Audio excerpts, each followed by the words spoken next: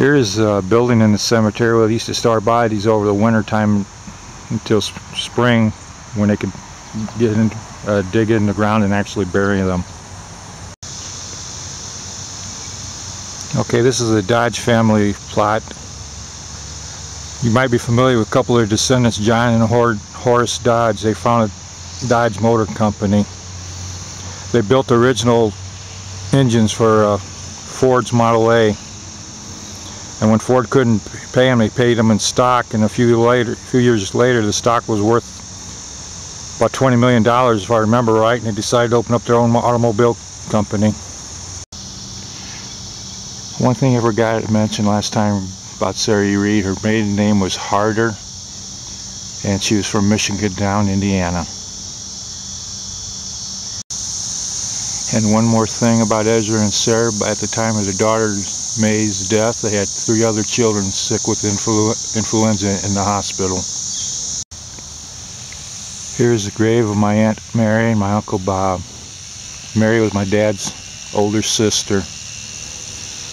I know there's so many memories about these two, you know, it's hard to just come down with one, but I really can't think of anything right now. Except when I was about 15, went up, my Uncle Bob had to go up to part of northern lower Michigan to pick up move his dad and stepmom back down to Niles area, and they wanted me to go with him because his health was bad. It's a pretty fun trip. This is the part of this area that freaks me out. This is where my mom, dad, and sister will be buried. It seems kind of strange to see this headstone up here already, and they're all 3 kicking.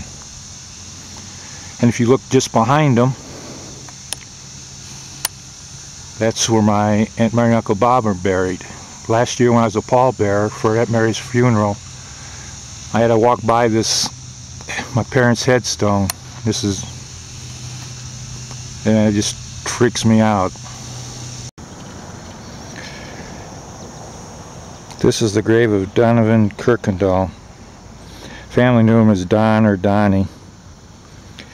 He died in a trucking accident in 1948. He was in the after the accident, he was in the hospital for 11 days before he passed. His parents were Pearl and Julia Schnell Kirkendall.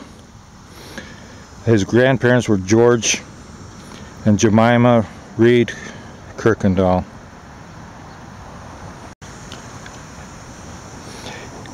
This makes him my dad's second cousin.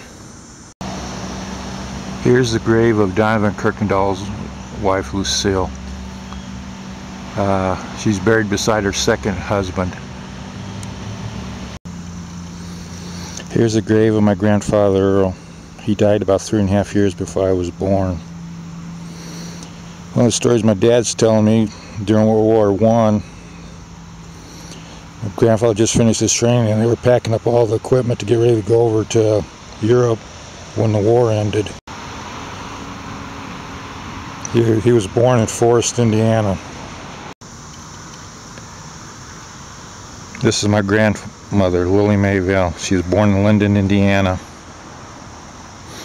I can remember growing up, her coming over to our house and stuff, spending the night on Christmas Eve, being so she could be there Christmas morning. This is a grave for my grandmother, Josephine Patalis Grassneck. Chicago born and raised, a daughter of Lithuanian immigrants. In the 1910s, she moved out to San Francisco, where she met and married my grandfather. This is my grandfather, Gustav Wilhelm Hugo Grassneck.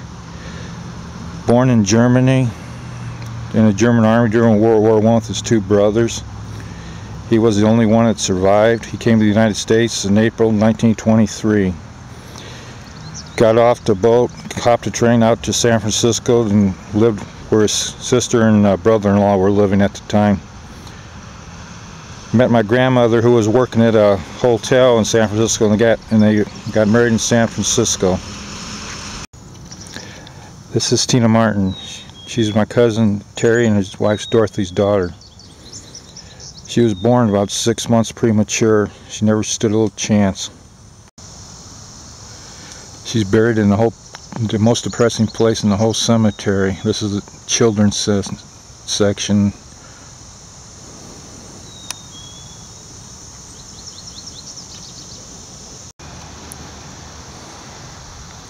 Here we have Marion S. and Bessie M. Yost. Bessie was the daughter of George and Jemima Kirkendall. Marion was married before. Him and his first wife moved out to North Dakota. They had 3 children. She died in 1909 from tuberculosis. If you want to find more out Marion, check out Ancestry.com. There's a bunch of pictures, postcards, and all kinds of interesting things.